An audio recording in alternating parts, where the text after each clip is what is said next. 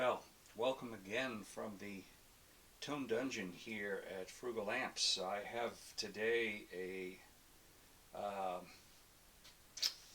amp that I built for a customer that unfortunately, times being what they are, kind of couldn't finish paying for it, and so I'm putting it out here on the marketplace. And it is a Matchless Lightning circuit, and I've made a couple changes to it, but basically the Lightning, like the other Matchless products, the Spitfire, Chieftain, other amps, these were all based off of the Vox amplifiers, and then modified by those folks to create the Matchless brand, and it's gone through some evolutions, but at any rate, the Lightning is the bigger brother to the Spitfire.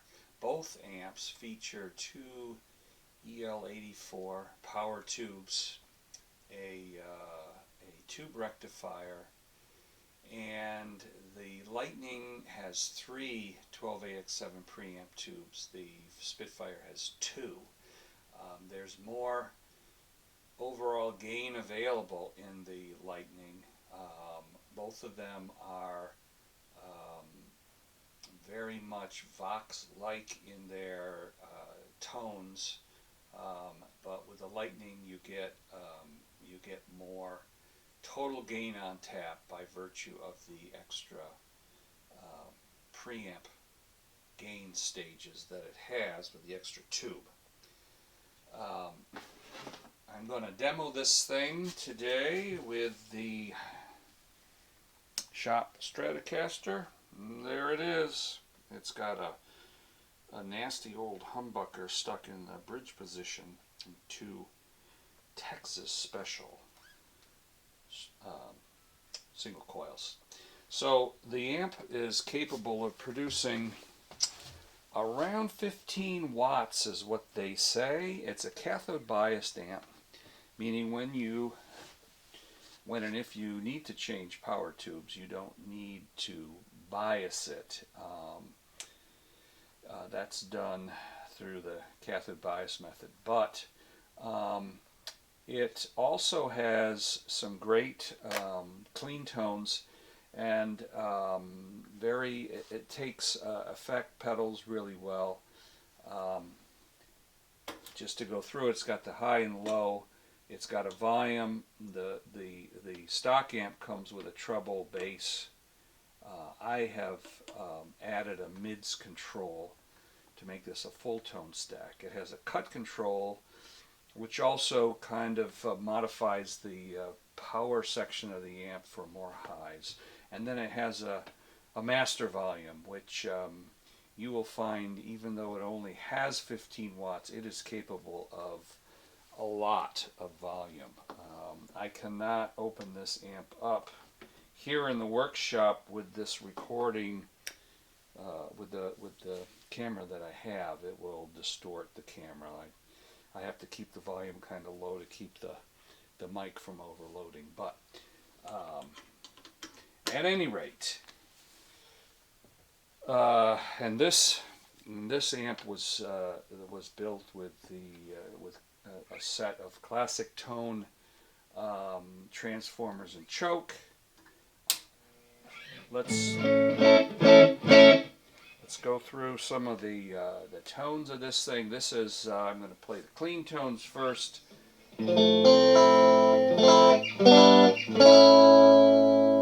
That's the single coils. It has really nice sustain. It's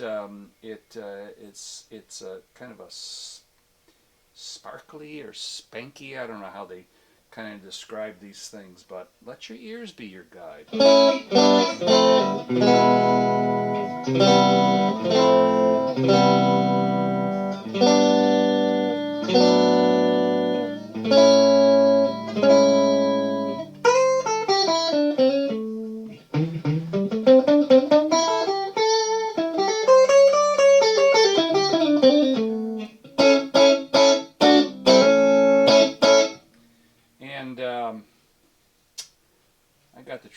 down a little bit. I have a bright speaker here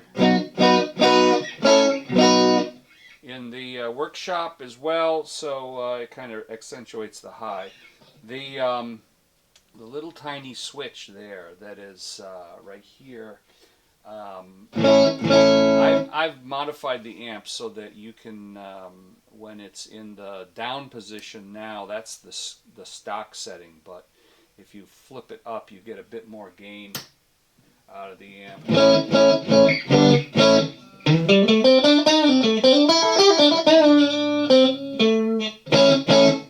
And that's kind of the.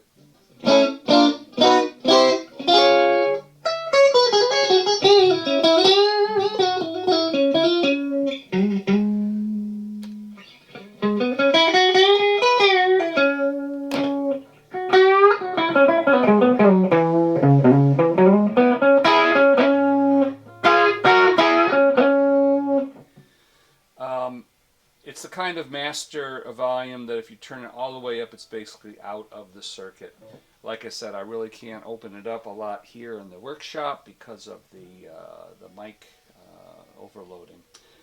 The next thing I'm going to do is we'll crank it up a bit and play the humbucker.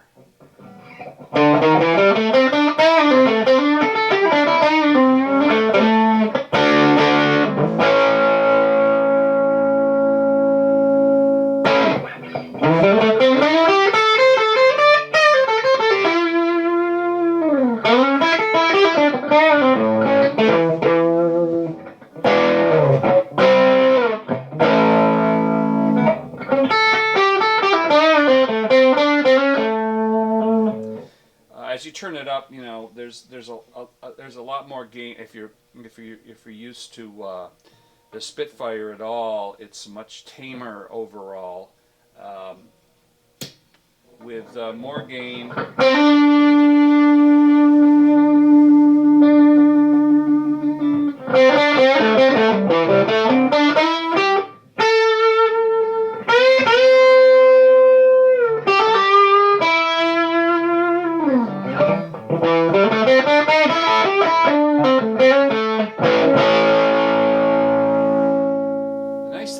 If you turn your guitar volume down,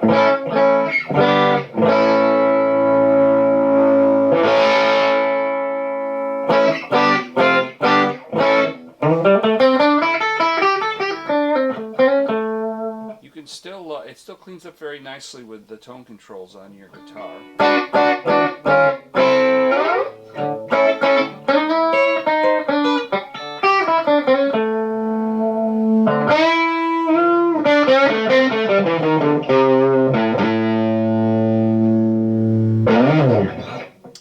So anyways, that is the magical Lightning amp. It is going to be for sale. And there you go. Like I said, 15 watts, all tube, hand wired, and it sounds really nice. It's a really nice sounding amp. And this is what I call my lunchbox enclosure. You can, it's got a little total steel enclosure. You can grab it and go. The transformers are on the heavier side in this amp, but it's certainly not a 50-watt Marshall. So it's really easy to lug around. Thanks so much, and have a great one.